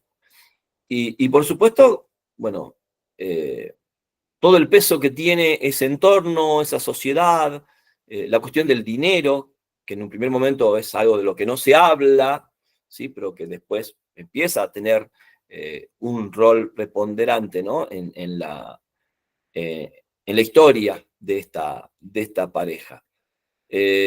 No sé cómo ha sido la experiencia de lectura, que pueden compartir. Yo la verdad que tengo mucha expectativa, ¿sí? Mabel, te escuchamos. Bueno, o sea, es un primer acercamiento porque no la terminé de leer, pero, y no sé si estoy además equivocada en mi interpretación, porque me pasó, primero, que no la sentí al leer una novela irlandesa. No pude percibir la identidad de la zona. En un determinado momento, cuando la leía, creía que estaba leyendo como de los otros autores, las otras novelas, digamos, en un ambiente norteamericano. Digo, bueno, tal vez es porque es como la cultura sajona, y pensé que los irlandeses había otra, bueno, en mi desconocimiento, ¿no? Creí que lo iba a sentir más presente a esa identidad. Por otro lado, bueno, me resultó también, o sea que vos lo decías, Ariel, entender a esos personajes. Lo siento rarísimo, no me puedo identificar porque yo siempre, digamos, generalmente con las lecturas, tengo una cierta, hay una identificación con el personaje, lo siento, lo sigo, digamos, cómo va pensando, actuando, me resulta coherente en mi interioridad. En cambio, acá no, o sea, totalmente desconcertante. No sé qué es ni cómo es, o sea, es un ir y venir en las características de estos dos personajes, de todos, ¿no? De todos, y principalmente de los dos protagonistas. Después, otra cosa que me llamó la atención para ser tan actual, pero se ve que está presente terriblemente la diferencia de las clases sociales. Eso, o sea, la cuestión de estatus. Y bueno, como que marca mucho a los personajes, o sea, sobre todo al protagonista que se siente disminuido por un tema social. O sea, muy marcado eso que pensé que me sorprendió también. Después, por otro lado, bueno, digamos como que hay una importancia terrible en las experiencias sexuales, o sea, están muy desarrolladas, o sea, muy trabajadas, digamos, en todas las etapas, digamos, de la vida de estos jóvenes desde el secundario y los primeros años de la universidad. O sea, después mucho se trabaja por la adaptación que tiene cada uno a los grupos. O sea, eso es otro tema, o sea, las dificultades y todas las complejidades que surgen en esas adaptaciones, sobre todo marcadas por problemas personales, individuales y sociales. También, o sea, vi como que hay, aborda el tema del crecimiento personal, o sea, hay un desarrollo, o sea, un crecimiento, una madurez de los protagonistas. Hay además como que hay son etapas como que dentro de los vínculos amorosos se van dando etapas que después no se pueden, no se retoman, no se puede volver, digamos, a rescatar como la han sentido. O sea, en esas se van quemando etapas, digamos, y en esas relaciones o sentimientos no se los puede rescatar como tal, se van perdiendo, cambian. Después también, por ejemplo, eso, la vida en la universidad, lo que se estudia me hizo acordar a los norteamericanos, o sea, creí que, o sea, hasta sus formas, sus planes de estudio, su carrera, sus opciones, o sea, era como me daba esa sensación, ¿no? De estar no en Irlanda, sino de pronto, no, cierto, si estoy en Dublín, bueno. Después también esta cuestión, bueno, muy propia, muy bien, sí planteada, no saben qué van a hacer en el futuro, o sea, es un desconcierto así, digamos, hacia dónde van todos estos jóvenes, cada uno no saben, es como que, bueno, según lo que se vaya dando. Después sí, el tema de los consumos, bastante impactante, o sea, como presente todo el tiempo, alcohol, drogas, bueno, que digamos que es lo real y lo que, bueno, han pasado distintas etapas de grupos juveniles en otras etapas históricas, pero que ahora tal vez a lo mejor están más marcados. Después también, o sea, se desarrolla dentro de la novela, se habla mucho de ellos, los protagonistas, hablan de las relaciones hombre-mujer, o sea, se da como o sea, opiniones, teorizaciones y del papel del hombre, de la mujer, ahí en distintos momentos no los marqué, pero están. Después, bueno, este tema que no lo podía captar a los personajes, pero al mismo tiempo hay muchísimos detalles de su comportamiento, de sus actitudes, hay un análisis permanente, o sea, lo que hizo, lo que dijo, cómo se sintió, pero no quería decir esto porque para que no se note, bueno, o sea, muchísimos detalles, pero el lector queda que no sabe, bueno, cómo, para dónde vamos, digamos. Bueno, la indiferencia también, o sea, muchos personajes en su mundo, o sea, son indiferentes todos estos jóvenes a lo que pasa, a las, digamos, angustias o preocupaciones del resto de la gente, o sea, de la realidad. La realidad es mencionada como al paso, un poco, y todos los temas históricos, contextuales, las preocupaciones, digamos, los conflictos gremiales, sindicales, de trabajo, pero así, pero ellos no, es algo como que están en otra cosa, en otro mundo. Y bueno, eso es más o menos lo que anoté y la primera lectura. Ariel, no sé si estaba por cualquier lado. Gracias. No, totalmente. Muy bien, muchas gracias, Mabel. Sí, bueno, hay muchas cuestiones que vos estás señalando que yo coincido con esta representación de esta pequeña ciudad, Caliclea, donde transcurre gran parte de la novela. Y bueno, es un proceso que se viene dando en el siglo XXI, sobre todo, y se ha ido acentuando, ¿no?, en esta idea de la europeización, y que incluso también aparece discutido en la literatura española, en la literatura francesa, esa especie de, bueno, el modo estandarizado, ¿no?, de vida de los jóvenes, que no se diferencia prácticamente regionalmente, es decir, son las mismas prácticas, los mismos hábitos, están muy atravesados por Internet, está muy globalizada esa generación, y bueno, no sé si determinados sectores sociales, por ejemplo, de un país como Argentina, no tanto en las pequeñas ciudades, quizás en las grandes ciudades, tiene este mismo tipo de características. Bueno, Argentina es un país particular, sabemos, lo vivimos todos los días, pero en el caso de la universidad y del secundario, se nota esa diferencia, por ejemplo, a lo que quizás un chileno de clase media acomodada, un peruano o incluso hasta un boliviano de clase media acomodada, ahí es muy diferente, es muy norteamericanizada la experiencia de la vida universitaria, ¿no? Nosotros tenemos una universidad muy particular que casi no existe en ninguna otra parte del mundo, ¿sí? Esta cosa tan heterogénea, abierta, pública, con esos espacios, ¿sí?, que a veces, por supuesto, desde el punto de vista económico, ese elitismo, ¿no?, de las universidades hace que todo sea mucho más cerrado y tengan acceso a otro tipo de educación y de prácticas, ¿no? Y ese modelo, a ver, un poco el modelo del Trinity College, en realidad el modelo universitario norteamericano fue copiado de los colleges ingleses, ¿no? Oxford, Cambridge, Trinity, que son antiquísimos, se trasladan a la Ivy League, ¿sí?, a Princeton, Yale, Harvard, y un poco aparece ese tipo de universidad elitista norteamericana, sigue el modelo de estas tres grandes muy tradicionales universidades inglesas e irlandesas, ¿no?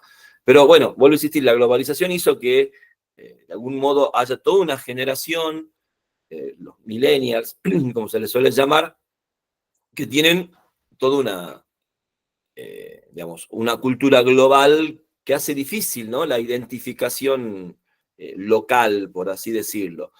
Y es lo que dice Mabel, bueno, esto transcurre en un pequeño pueblo, ¿no? Una pequeña ciudad. Fíjense, las descripciones son también, bueno, ¿qué hay? Hay un boliche, hay un bowling, hay, no sé, una heladería, la iglesia, y bueno, los distintos sectores donde se distribuye el barrio, por así decirlo, y la gente se nota que va y viene de Dublín, ¿no? Entonces, ahí tenemos esa cuestión de lo que planteaba Mabel. Otra cuestión de lo que plantea Mabel me parece interesante a retomar, a tener en cuenta, es por supuesto el lugar que ocupa la sexualidad, las prácticas sexuales que se van dando, ¿no? Que se van transformando, también dice Mabel, de acuerdo a ese primer contacto que tienen, ¿no?, los dos protagonistas hacia finales de la secundaria, en donde, bueno, quieren mantenerlo oculto, en secreto, para evitar problemas, evitarse problemas, por así decirlo, ¿no? Porque en ese sentido hay como un acuerdo entre ambos, y luego, por supuesto, eso se va prestando un montón de malos entendidos o situaciones ambiguas que van bueno, erosionando, ¿no?, el vínculo y la relación con Marianne, ¿no? Por ejemplo, el hecho de que Connell no le invite al baile de graduación, ¿sí?, se vaya con otra chica, un poco otra chica que tampoco le interesa, pero en realidad no quiere generar ese problema con ella, con Marianne. O, por ejemplo, hay una parte que me gusta mucho cuando la madre le da a entender la madre de Connell le da a entender que ella sabe muy bien que está teniendo relaciones sexuales con Marianne, y quiere saber un poco más, bueno, Connell siempre como que la saca corriendo, incluso por ahí la chantajea emocionalmente, haciéndole referencia, bueno, de que él no sabe ni quién es su padre, o sea, como qué autoridad tiene ella para preguntar o hablar o opinar. Y muy tajantemente le dice que, bueno, en mi época por lo menos se sabía si salías con una chica o no salías con una chica, o sea, había dos opciones, o estás saliendo o no estás saliendo, no había nada en el medio. Y precisamente me parece la mejor definición de la novela, porque precisamente la novela lo que aborda es todo lo que hay en el medio, entre salgo o no salgo, estoy o no estoy involucrado o vinculado con alguien, ¿no? Laura, ¿querías decir algo? Ahí está. Sí, sí, con respecto a la lectura, sí quería decir que al comienzo como que no entendía muy bien, o sí entendía, digo, es una historia así que no sé si me va a gustar, y de a poquito fui como, seguí leyendo y me súper enganchó. Eso me pareció. Después no podía dejar de leer. Y sí, me pareció que la escritura, sobre todo, es una escritura muy minuciosa y que te introduce en esa atmósfera, en ese ambiente de la vida de los jóvenes y de los adolescentes. Eso me pareció una práctica narrativa muy buena, ¿no? Como de a poco, y también tiene como una maestría, como vos dijiste, expresar esa interioridad, ¿no? de las personas, de lo que sienten, bueno, de las contradicciones. Y en cuanto al tema en sí, sí, es como aparece una reflexión bastante interesante sobre los adolescentes en la época de la secundaria y los jóvenes ya en la universidad. Y es una generación actual, por supuesto, porque va desde el 2011 al 2014, ¿no? Esos años que ya, o al 2015. Y una generación que es sumamente insegura, me da esa impresión, que por ahí no sabe lo que quiere, ¿no? Incluso cuando tienen que elegir el colegio, la universidad, no saben cuál van a elegir, si le conviene económicamente o no, si realmente es lo que quieren seguir, como es el caso de Connell, ¿no? Un poco que él va a ir ahí por Mariana, ¿no? A esa universidad. También en la elección del trabajo, ¿no? Que hay cierta inseguridad, si hago esto, si no lo hago, cuál va a ser mi futuro en esto. Es decir, es una generación complicada y que no puede expresar sus sentimientos, ¿no? Es como que, o lo que les pasa. Yo había puesto en algún momento ahí una imposibilidad del decir, ¿no? Esa es la impresión que tengo de estos personajes. Y bueno, y después hablando un poco de los personajes, sí hay una transformación, ¿no es cierto?, en los dos, ¿no? Marianne, que es una chica que es un poco retraída, introvertida y no se da con sus amigos de secundaria, es todo lo contrario cuando va a la universidad, ¿no? Ya es más popular, es más amiga, etc. Y en el caso de Connell, sí observo, por ejemplo, un poco lo que vos decías, como que él intenta todo el tiempo adaptarse al mundo que le toca vivir, y esa adaptación es muy dolorosa, porque él pasa también de ser un chico querido en la secundaria, valorado, pasa a ser claro, a tener incluso hasta ataques de pánico, depresión y ansiedad, ¿no? Cuando está en la universidad.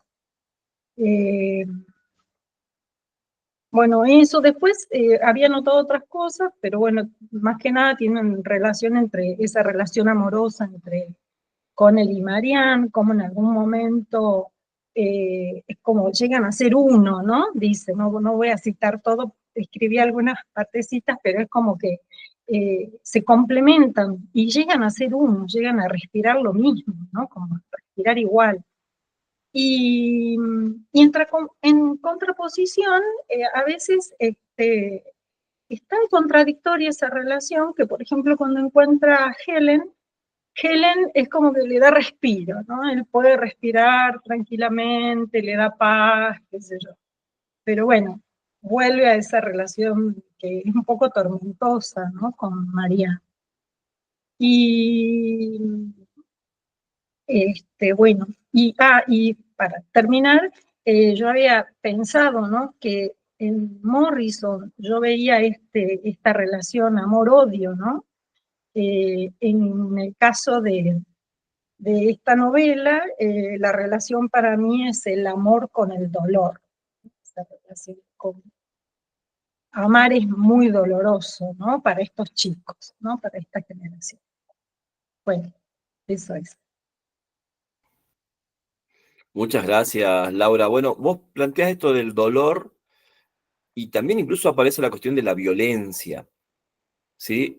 Porque sobre todo las relaciones que empieza a tener Marianne cuando se separa, ¿no? de Connell, primero esa experiencia que tiene con Jamie, que comienza como esa especie de juego erótico, ¿no? De golpearse durante las relaciones sexuales y luego, bueno, eso se va trasladando, ¿no? a la vida cotidiana y el maltrato constante que acepta Marianne. Y después, bueno, esa experiencia que está un poco hacia la segunda mitad de la novela, cuando ella va becada a Suecia y tiene ese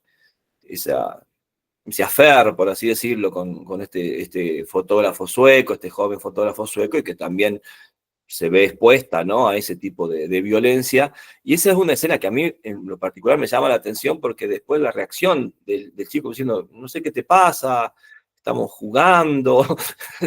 O sea, me parece terrible. De la novela, me acuerdo que fue una de las escenas que más me impactó, por el modo en que está narrado, porque simplemente comienza haciendo una sesión de fotos, ¿sí? Donde ella, bueno, va jugando como eróticamente y hasta que, bueno, se convierte en algo tremendamente violento y agresivo. Y cuando ella quiere interrumpir, es como que la otra persona no se ha enterado del grado de violencia que está ejerciendo, ¿no? Es terrible esa cuestión. Y ahí aparece una reflexión que luego va a hacer Marianne respecto de la cuestión de la violencia y lo amoroso, ¿no? Y bueno, Marianne también con esa relación tormentosa con su hermano, ¿no? Que también, por supuesto, se va aumentando, va teniendo mayor protagonismo a medida que avanza la novela. Teresa, querías decir algo. Bueno, sí, me parece que los personajes están insertos en un mundo, sobre todo cuando están en el pueblito donde ellos viven, que es muy presionante. Me pareció muy significativa la imagen, no sé si ustedes la miraron detenidamente, que están ellos dos como, bueno, como una pareja metida como en una lata de sardinas que está semiabierta, como que ellos están ahogados, aprisionados y abrazados ahí adentro. Me parece una metáfora espectacular que tiene que ver con lo que es la novela, ¿no? Que ellos están muy presionados por el medio y que uno se pregunta, pero ¿por qué no salen? Porque en estos tiempos en que todo el mundo hace, si ustedes ven en las redes, hay tanta disrupción, tanta rotura de preconceptos, nadie tiene prejuicios de nada. Estos chicos como que tienen una relación torturada por el hecho de que ellos no quieren mostrarse juntos, porque ella era impopular, ¿no es cierto? Y también está el tema ese de la popularidad, ¿no? Que todo el tiempo se habla entre los adolescentes, si es popular, si es más popular o menos, ¿no? Si es una persona querida o no.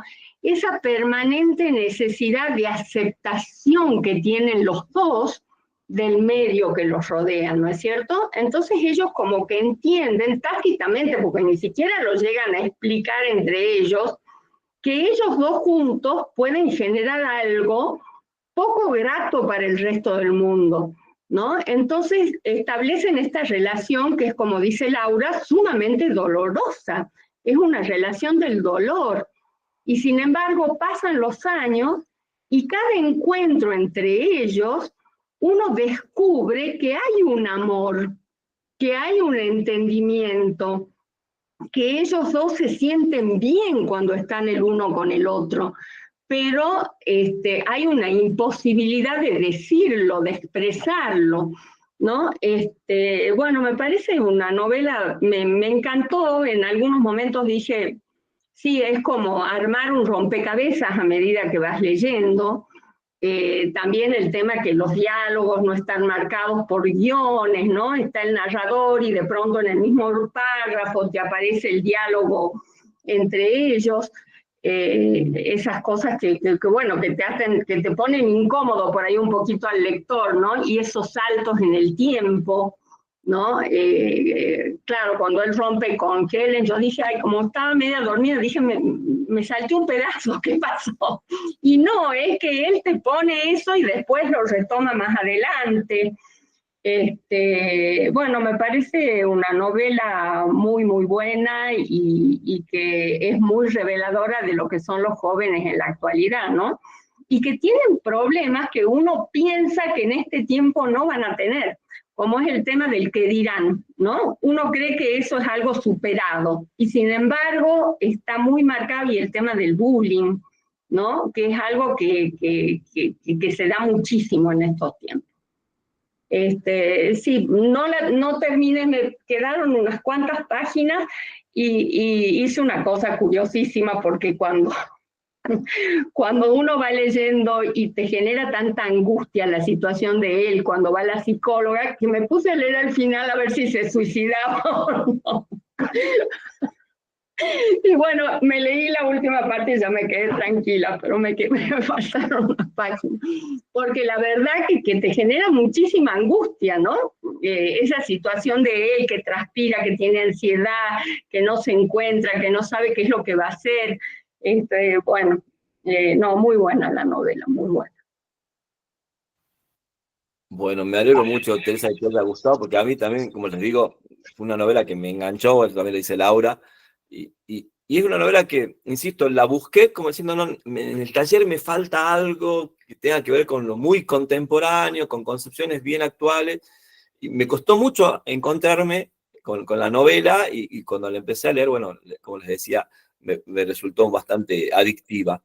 Hay algo que también me pasaba, como dice Teresa, esta especie de los preconceptos que uno tiene, ¿no? De decir, bueno, no, hoy los jóvenes están más liberados, hay un montón de cuestiones que ya están como superadas, entre comillas, y vemos que en realidad han mutado esas presiones, pero siguen estando, o sea, circulan de otro modo.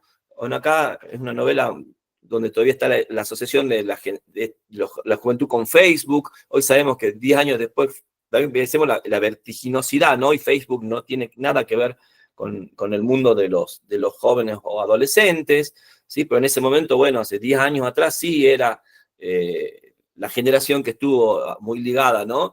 Esto de compartir fotos de los viajes, de las salidas, del colegio secundario, ¿no? Para recordar.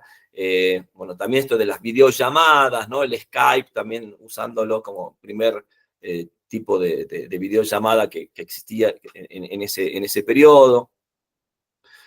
Pero siempre con esta cuestión, y creo yo que con mucho más peso sobre él que sobre ella, ¿sí?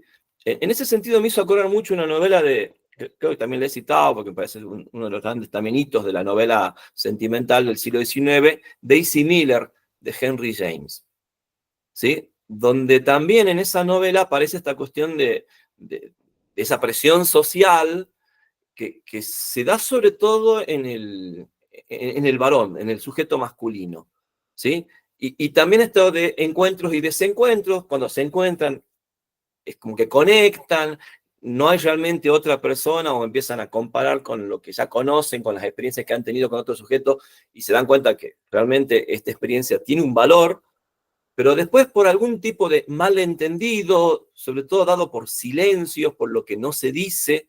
Fíjense que el primer malentendido es cuando él le dice te quiero, y ella no le responde te quiero como él esperaba que le responda, y a partir de ahí, si bien no se explica en la novela, uno entiende que él no quiere invitarla al baile, ¿sí? Tal vez por supuesto, seguía estando la idea de no quieren mostrarse juntos por lo que les generaría a ambos. Incluso a veces también está la idea de cómo un sujeto, en este caso Connell, trata de proteger al otro, o por lo menos se construye una justificación de protección o de beneficio del otro, cuando en realidad después ese sujeto va a tener que asumir que en realidad lo hacía por él mismo, ¿no? Que había un interés más bien de tipo egoísta, ¿no? Y lo mismo pasa por el lado de Marianne, pero insisto, me parece que por ahí está esta cuestión de las expectativas que tiene con él, o cuando no tiene dinero y tiene que volverse, y está esperando que ella le diga quédate a estar conmigo, y como ella no le dice, o parece que también está esperando, bueno, decime qué es lo que querés, y si no, bueno, y fíjense, toda esa fórmula, a mí me encanta ese uso de esa fórmula, donde en realidad es una indecisión exasperante por parte de los dos, ¿o no? Bueno, si querés, no, y si no querés, voy, bueno, entonces, nunca se ponen de acuerdo porque ninguno dice lo que quiere, ¿o no? Porque está esperando que el otro sea el que decida, ¿no? Y en lo particular yo lo veía mucho más acentuado en la figura de Connell, ¿no? Esto es no saber qué es lo que quiere que sea otro el que tome la decisión, que sea otro el que sea responsable de lo que sucede realmente, ¿sí? Y en ese sentido, bueno, aparecen los desencuentros, ¿no? Y lo mismo en cuanto al tema del suicidio, me parecía muy bien tratado, porque por supuesto, él ya viene con las cuestiones de ansiedad y todo, pero cuando se suicida su amigo, ahí es como que se dispara, ¿no? Es más, hay un momento dado en que todos dan a entender que lo han estado pensando, ¿sí? O sea, Rob es el que ha tomado la decisión, el que tomó la posta, y es como algo que, bueno, si esta vida vale la pena ser vivida, ¿sí? Porque es una vida de desasosiego, de angustia o de dolor, como decía muy bien Laura Constante, donde apenas encuentro esos pequeños momentos de conexión, de placer en determinado tipo de relaciones sexuales, ¿sí? Incluso esta especie de la práctica sexual, a veces como una evasión, ¿sí? Que se da sobre todo en el caso de Connell y Marianne, fuera con las otras relaciones y no tanto en la relación que ellos tienen, donde entienden que se conectan, donde entienden que están, digamos, comunicándose, pero que esa comunicación sexual no se puede complementar en otro campo, ¿sí? Y donde precisamente en ese otro campo empiezan a surgir las digamos, desconexiones y los malos entendidos que generan la separación, ¿no? Pero por supuesto también es una sociedad que les demanda la práctica sexual.